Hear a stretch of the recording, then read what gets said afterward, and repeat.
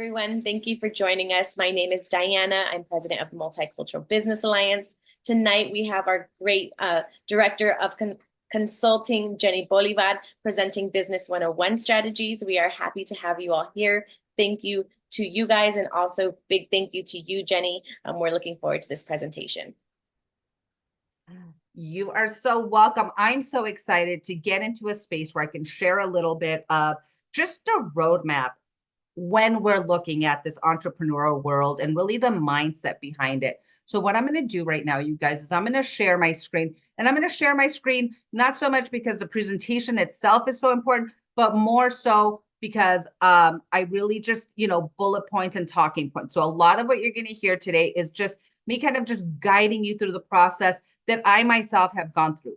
To go back a little bit, I do want to make a formal introduction. So my name is Jenny Bolivar. I come from corporate America, transitioned into entrepreneurship last year in 2023, and really had to pivot again this year because of just really wanting to be authentic with what it is that I wanted to show up with for my clients. When I started my company last year, it was something that my husband and I did together, and we went into property management because that's really where he was. And as a few months passed, I realized that I wasn't showing up for that company in the way that I would want someone to show up. And so I started to really reflect on myself and say, okay, what is it that drives me? What is it that I really want to be able to bring to the table? And that did go back to my roots and my corporate training, which was business consulting. And so when I started to think about that, I said, okay, well, what does that look like? And it really looks like, let's just come to the table with the basics to start with. And what are some of the basics? The basics are that when you are coming into the space of entrepreneurship, you sit there and you say, what is it that I want to offer? What is it that I want to provide? And that really comes in the form of just crafting your vision. And what does that crafting your vision really lay out to be? What it really means is when you sit here and you say, let's, for example, take Naomi. Naomi, you've got a cleaning company, and now you're saying, this is really where I want to go with it. Now, what do I see for myself over the next 6 months to 5 years? Ideally, that's the time frame that you want to take into consideration when you're starting anything. 6 months is obviously going to be your short-term goals. What are the basic things that you need in the beginning? And then once we get into that 3 to 5 year mark, really that then becomes a little bit more on the line of scaling. And we'll talk a little bit about that as we get further into the presentation. But really what it means is, have I really thought through my service or product that I'm offering? And is it solving a problem or a need in the market? And so what we're going to talk about is what does it look like when you sit down with yourself to have those conversations and say, okay, what is it that I'm offering? And so once we have our vision crafted, if you will, once we have that idea, then we say, okay, what are the steps that I need to take to kind of bring it to fruition? At any point during the presentation, you guys, if you would like to ask a question, feel free to either raise the little hand or throw it into the chat, and then we'll go ahead and talk about it.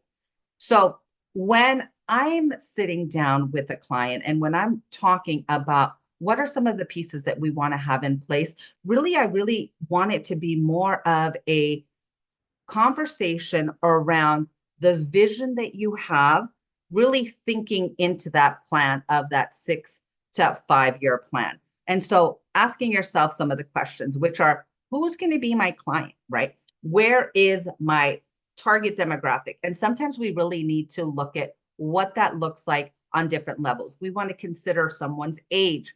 Does that age fall into this product or service that I'm offering? Location. We want to also think about some of the emotions behind it. What are the values that my clients, my target demographic has? What are some of their lifestyle habits? What's the purchasing habits, right?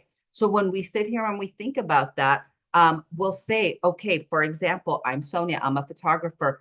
The purchasing habits there need to be, are they incorporated into, are my services incorporated into this person's business plan as far as branding? We know that that's such an important part of really getting yourself out there? Is how are you showing up for the public? Is the message that you're conveying something that's clear and easy to capture? So these are some of just the basic first steps. Then we go to some of the trends. What are some of the technologies that are out there, right? Am I offering something that makes sense in what's a need? We talk about supply chain and disruption. So we sit here and we think about, let's talk about COVID, right? Let's talk about that crazy toilet paper situation that happened. You sit there and you say, why did those things fall into place, right? Then you start thinking about shipping and how things work. And then rising operational costs. I know that definitely, and I go back to you, Naomi, in this moment, because I can imagine that over just the last year and a half that you've been in business, you've seen prices change of the products that you need to be able to run your business. And now we're saying, okay, am I incorporating that inflation into my service offering? So these are all a little bit of the things that we want to kind of have in the back of our heads that we want to make sure that we're thinking about. And then finally, is that who is your direct competitor? And I say this, and I want to be gentle when we say it, because I am a true believer of that there is enough business out there for everyone. So when you're really looking at competitors, what you're really looking for is businesses offering similar products and those offering products that are alternatives to the service that you offer.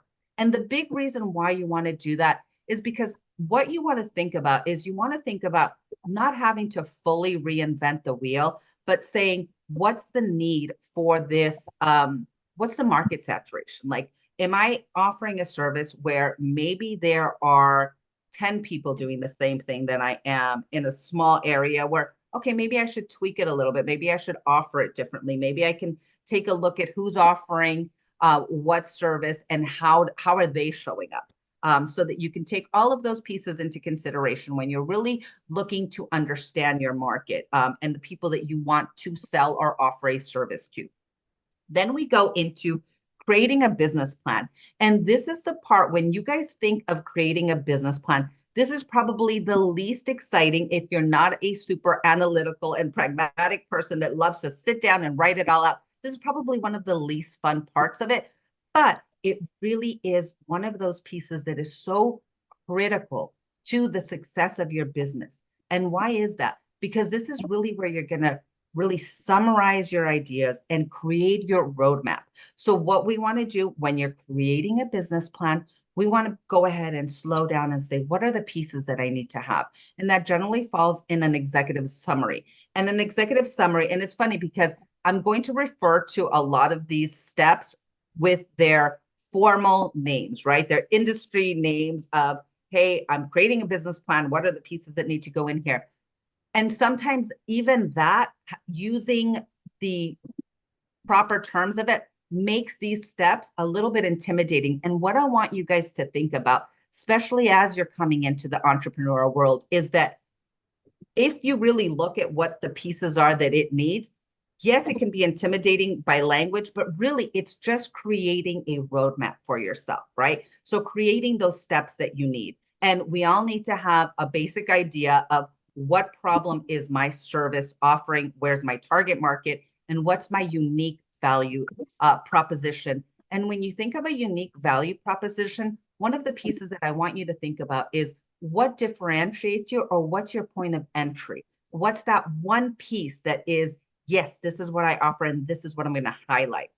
Then we want to go back to the comprehensive market analysis, right? Is really understanding the market that you're getting in. It's telling you how to develop a business.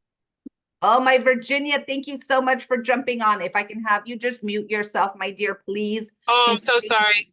No, you're still fine. I love hearing your voice. But yes, and so we want to make sure that we've got that comprehensive market analysis. And then we've got this piece, you guys. And this piece is so important, which is the realistic financial projections. And this is where we're going and saying, okay, in the first 6 months, where are my dollars going? And how much money am I expected to bring in to balance that out? And we all know that when you're starting a business, generally for that first year to year and a half to 2 years, it's generally money going out. And once you have your realistic. And I love that this is the word that I use. And you guys, that's me. Literally, I love that I picked this word to define this. It's a realistic projection, because one of the things that will throw you off kilter when you're coming into a new business, when you're an entrepreneur, is the unexpected. And that's what we want to try to control as much. And that's where this business plan really comes in. And then defining your market strategy is, how am I going to go after this business? Where am I going to promote it? Where am I going to market it? And so these are basically the very, very high level 4 pieces of a business plan that you want to really sit down and think about when you are getting your baby in the turn, when you're creating your baby to come out. So then we start thinking about setting up your business legally. And I am so excited about this part, because I always think when you're an entrepreneur, what you really want to do is you just want to go out and do the work, right? And yes, we're all so great, especially as minorities. We go out and we work so hard. But realistically, if we're able to slow down at the beginning and create that foundation properly, then what we're actually doing in this step is we're setting ourselves up so that we have something that we're working so hard on that is going to be able to either be sold or be scaled properly, or really just setting up the foundation for success. And to do that, we really do need to follow all of the legal steps that we need to get us there. And I will say this, one of the other pieces that's so hard for businesses is when they don't set up their foundation properly, it can cost them a lot of money at later times. And sometimes it can be really critical to your business. And then making sure that you are registered and that you obtain the proper licenses so that you know that you're operating at the cleanest, most proper level that you can, that you're meeting those state regulations, that you're just showing up as the best version of your business. And then finally, making sure that we are setting up our business banking and that we're keeping that very separate from our individual personal finances. And this is a piece that, again, when you're just starting out, you're going, oh no, I'm just gonna, I'll keep everything together. But ultimately, you need everything to be separate, because that is going to be a complete separate entity. And the easiest way for you to always see what's coming in and what's going out is by making sure that you keep everything separate. And so that takes us right into managing your finances. This is something where I think that we all need a little bit of help here. And I say we all need a little bit of help because this is not something that we are taught. This is generally one of those lessons that we learn later on as a difficult lesson in life. Like, I know that, most, teenagers, young adults, you get your first credit card and you get so excited because you sit there and you go, oh my gosh, look, I've got this spending power. And we're not taught at an early enough age how to manage that so that it works for us. So definitely tracking cash flow regularly is really critical to the success of your business, because it's also going to set up those milestones for when you see that growth happening, when you see that flower now blooming into something.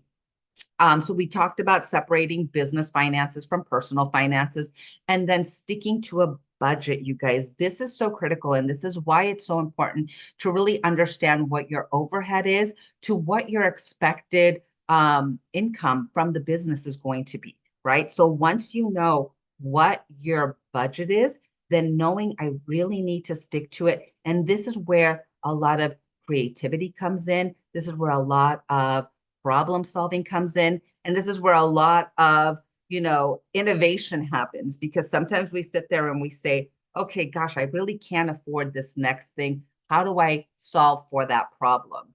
And again, once you're really set up and you've got these pieces in place, it really helps you to see where you're winning.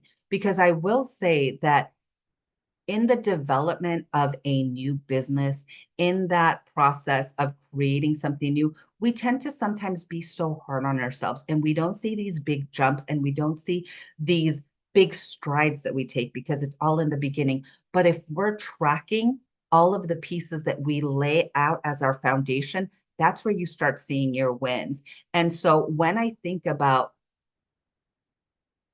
me personally, none of these steps are my forte. I just love to interact with people. I love to help. I love to inspire.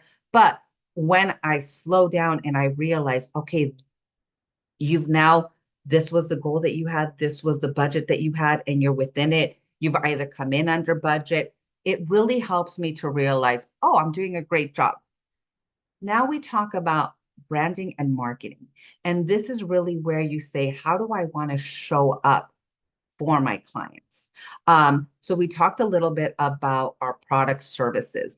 And I know that I recently had a coaching call where one of the pieces that I took away from it was really streamlining my service offering, because there's so much that I feel like I can bring to the table. But if I come to you and I just tell you about everything, that's going to be very overwhelming as a, potential client, as even a friend that I'm speaking to. So knowing how to really narrow it down to a product, a service, and then really creating that brand identity around that. Really, how is it that you show up? And being able to create that image of how you want to show up across all of the different platforms. Right now, we've got so many different social media outlets that really support small businesses, that really support entrepreneurs, and just having that consistency across the board and your messaging is really, really important. Knowing your audience. This is so huge and such a piece that I think that sometimes we take for granted, because we do tend to speed up and we do tend to just say, this is the message I want to get across.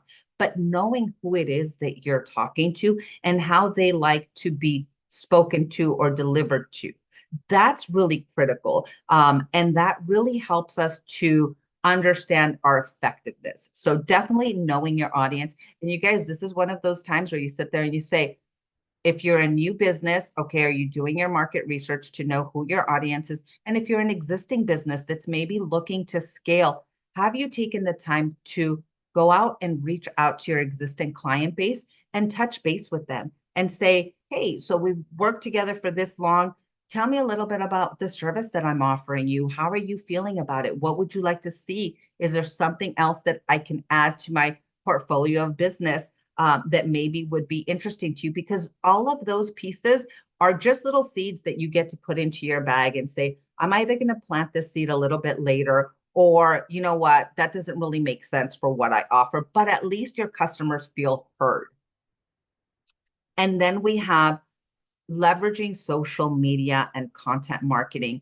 You guys, this is so wild, because in my corporate world, LinkedIn was really just a tool. It was really like my resume out there. I wasn't utilizing it for what LinkedIn really is meant to be utilized, how it's meant to be utilized. It really is such an amazing professional platform for networking, for sharing information, that we just now have to realize that there are so many different tools that we have access to. But to properly use these tools, we do have to come out of our comfort zone and get a little bit familiarized with them. And as an entrepreneur, one of the things that you have to think about is you have to think about, how am I self-educating? How am I really going out and developing myself on a day-to-day basis to say, I now know a little bit more than I did yesterday? And so when you think about leveraging social media, really do a little bit of work and say, what are the trends? What's really, sticking with people out there, and give yourself that space to learn, but really schedule that into your day-to-day interactions. And then we talk about scaling and growth. You guys, scaling and growth is one of those pieces where a lot of people don't think about this in the beginning, because when you're just starting, you're just going, I just want to survive. I just want to figure this out. But when you're thinking of scaling and growth, what you really should be thinking about is what I'm doing duplicatable? And if it's not duplicatable, how can I make it duplicatable? Because what we always want to think about in business is we want to think about, how can I do what I'm doing and have people be able to plug in? Because God forbid something happens to me, I don't want all of my business to be dependent on only my efforts. And so this is where properly creating operating procedures where you say, if for whatever reason I can't show up today, my business will, there's continuity there. It's going to continue.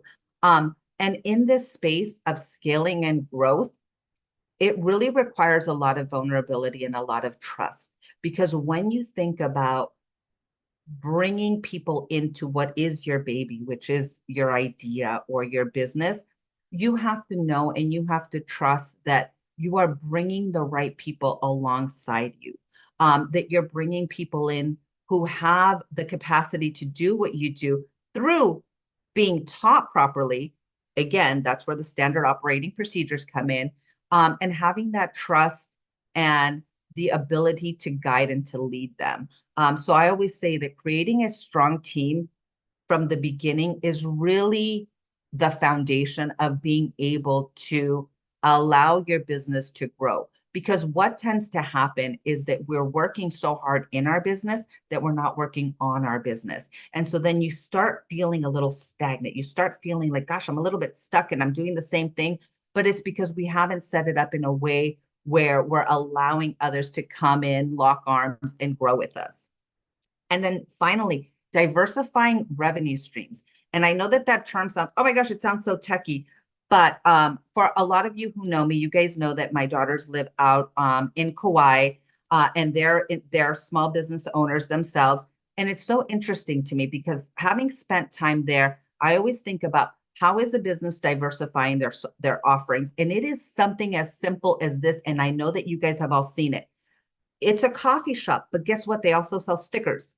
They also sell shirts. They also sell different merchandise that goes out and promotes what it is that they do. And that's a way. And it's funny because I used to go into these businesses and I used to ask them, okay, guys, well, I don't need to buy 10 copies. What's another way for me to support your business? And that was something that they always said, buy a shirt. Buy a shirt, because that's a great way for me to, support the business. You're if it's something that you believe in, you're excited to wear the brand, but also it really helps just as far as their revenue. So always think of creative ways. And I think that stickers it's really interesting because I remember stickers back when I was little, and now it's such a thing. Every brand has a sticker. Everyone wants to really represent what it is that they do. So always think of ways to diversify what your services are. You guys, those are really the basics, right? Those are just the bones of what are some of the steps that I need to take? What are some of the things I need to take into consideration when I really think about starting my business, when I really think about growing my business, or when I think about transferring my business, right? If you've done all of those steps well in the beginning, then you actually have something of worth that you're able to sell. And always what I do recommend is find a group, find a network of people to support you, because the road to entrepreneurship, it's a tough road mentally. One of the things that I always like to tell my clients or the people that I work with is I really like to highlight the importance of properly, one, being insured, because again, you never know what can happen. And one of the biggest hurdles to overcome are these financial goals. If something were to happen, if you miss a step and somebody sues you and you're not properly insured, you're going, And then number two, having the right network of people around you to support you, because coming out of corporate, as long as I was in corporate and coming into the space of entrepreneurship, I realized that my comfort level is not somebody else's comfort level. So where someone wants to show up for me with love and support, and they say, well, when are you going to get a job? As an entrepreneur, you're going, what do you mean get a job? I'm working so hard on something for myself. And again, that's coming from a place of love because that's their safety.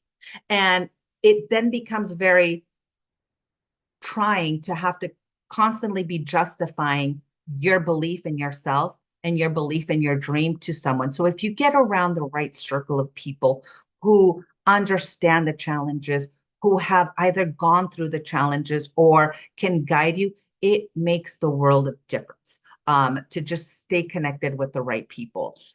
What I would love for you guys is if you know of anyone who is maybe considering going into entrepreneurship or possibly looking to scale their business. Or again, maybe they're in that phase where they're transferring or they're stepping out of it and they need help with that transitional piece of selling their business. I would love for you guys to possibly make that introduction so that I can help guide them through it. But really, those are the biggest. I wanted to keep it kind of high level, but also give you some information, some nice meat and bones that you can turn around and think about. My contact information is here for you guys. I would love for you to stay connected. Like I said, this is a road where it is so important to be around the right people, to have the right support system, to find your subject matter experts. If writing a business plan is intimidating to you, that's where you want to reach out to someone who can help you with that piece. If the licensing and the oh my gosh, the word has slipped my mouth, and it's exactly what we do. The certification process, if that's daunting, find a person, whether it's myself, whether it's somebody who you go out and look for, but know that there are groups out there, that the education is there for you. And really, that kind of wraps up what I wanted to share with you. I wanted to make sure that I left a little bit of time so that we had some, maybe if you guys have some questions or some anything that's on your mind that you might want to either share or ask about, this would be a perfect time to do that. If not, I just want to thank you guys so much, because I know that jumping onto a call on an evening, especially if you're a Dodger fan tonight and you're going, oh my gosh, it's game 4, like this is big time. I appreciate that so much, but I also want you to know that any level of education that you're getting is an investment in yourself. And in this world of entrepreneurship, you really do have to know and love yourself so much, because that is how you get to that next space, is constant learning, constant investment in oneself, and really surrounding yourself with the right people. So with that, that kind of wraps up everything I had to share. Does anybody have any questions that they would like to ask?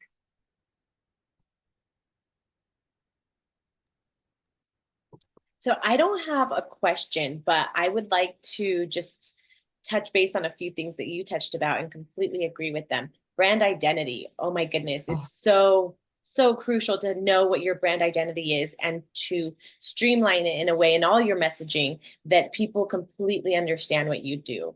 So thank you for mentioning that. Another great point that I really can also relate to is that scaling and growing is so scary. And I know I've seen some of that in the chat as well.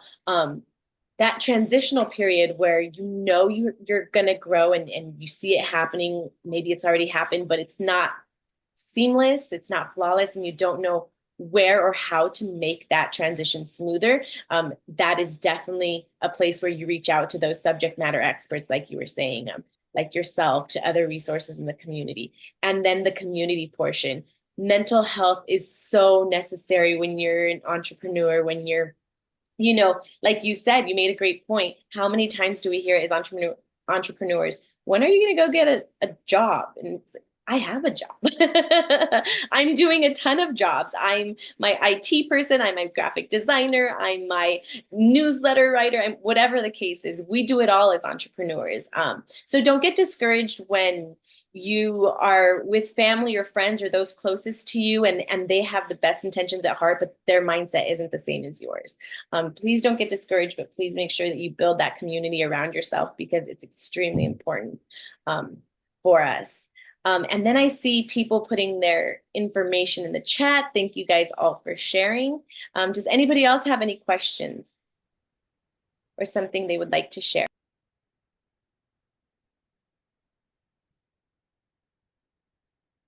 You guys are all so wonderful. Like I said, thank you so much for showing up and allotting a little bit of space. One of the things that we are doing with the Multicultural Business Alliance, and like Roberto shared earlier, I did join as a board member, and I joined because I believe so wholeheartedly in the mission of leveling that playing field out here. We all know that we look at the businesses that are either in our communities or the brands that we have just recognized throughout forever.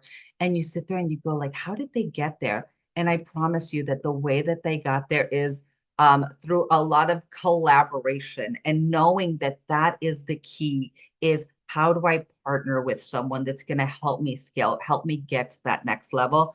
That really is critical. So again, I am so grateful for the time that you guys took to be part of tonight's Zoom.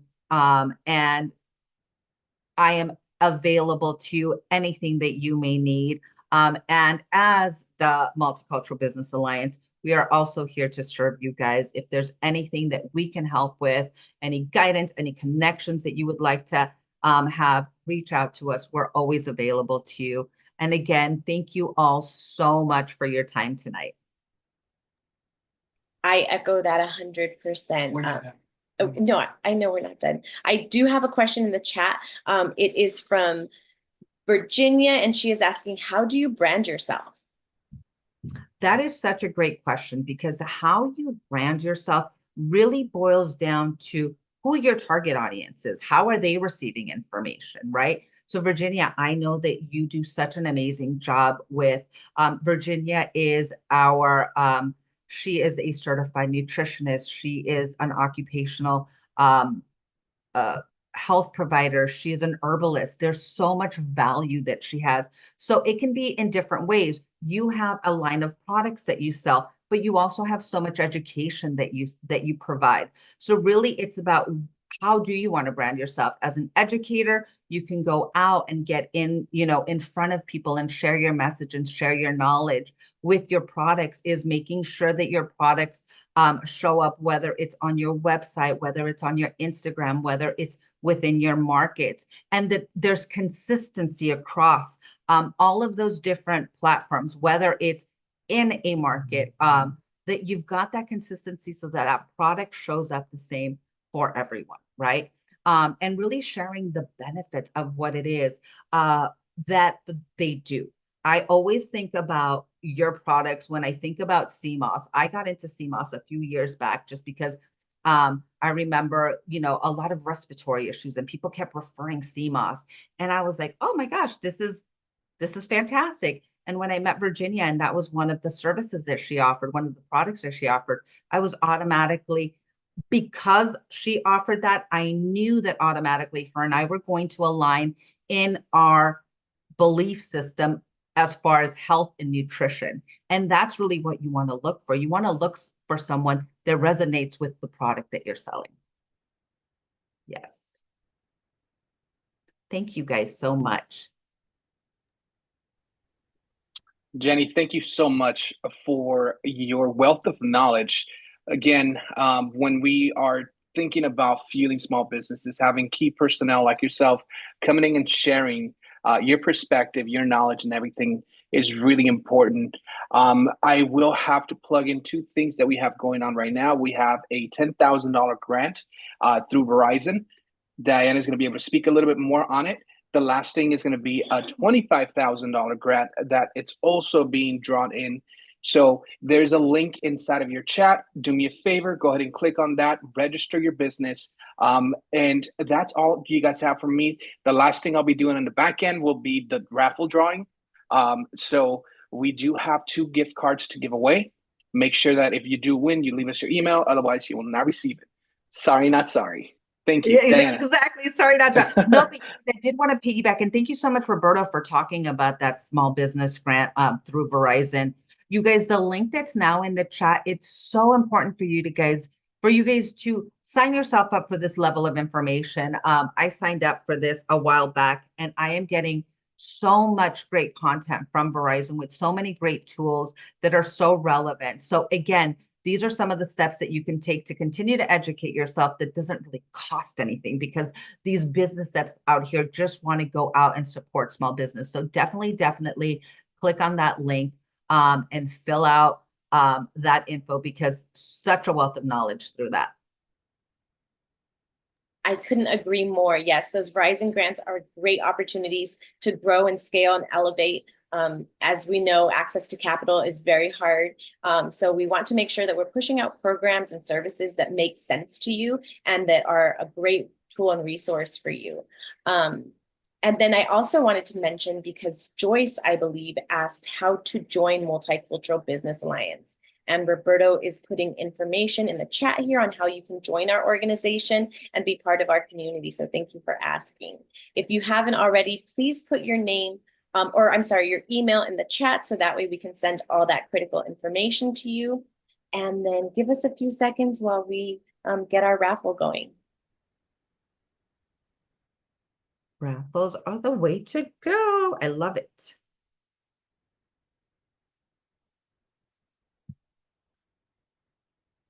So I think we have some names missing from our chat because we have 15 attendees and only 12 names or emails.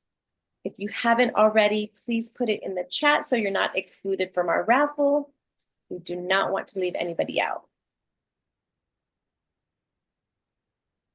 That's on me. And as that's happening, you guys, I just wanted to share something, another piece that I don't think that I touched on, and that is in your industry and within what you're doing, definitely reach out to mentors, reach out and ask people for guidance. It is amazing when you actually make that call and you realize that people aren't too busy, that they really do want to share the roadmap for success with you. It just opens up so many amazing connections. So if you have that little doubt, like, no, I don't want to call that person, or I don't want to bother someone, quiet that little voice, make the call, make that connection, because a conversation can absolutely be life-changing. And I want to piggyback off of that. You would be surprised at how many people are willing to share that information, and that they just, for whatever reason, don't want to push info, don't want to overwhelm you with things that they know and the knowledge that they have. But if you ask, I can guarantee you that 9 times out of 10, someone will be very happy to share their trials and tribulations. As small business owners, I like to think that we look out for each other, because if we've been through something that was a hardship, we don't want our fellow entrepreneurs to go through it. Absolutely. All right, let's spin this, baby.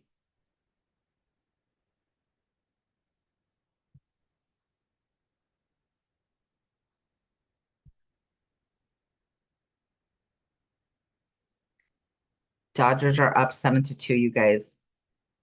Wendy! Congratulations, Wendy. Yay, thank you.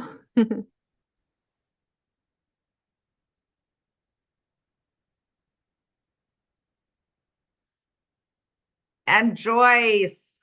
I love it. Thank you. Sorry, I'm on mute because my little one's here. I'm listening to the Dodger game. I'm listening to you. I love it. You're like, there's just so much. No, again, you guys, congratulations to our Wendy, to our Joyce. Thank you guys both. Thank you all so much for spending some time with us here tonight. So excited to see everybody's businesses grow, to see and position yourselves to take advantage of all of the economic growth that's happening in Los Angeles over the next few years. So really position yourself, make sure that if you haven't taken that time to plan what these next few years will look like, give yourself a little bit of time, schedule that in, because honestly, there is a lot of money out there allocated for small businesses, and you just need to align yourself with the ones who can get you in the door. So that being said, you guys have an amazing, amazing rest of your evening. Go Dodgers. We've got this. Yankees, Dodgers. I see it in the playoffs, you guys. It's going to be amazing. Everyone have a great night. Thank you so much for joining us tonight. We'll keep you guys updated. Just keep an eye out for the newsletter that's going to be coming your way.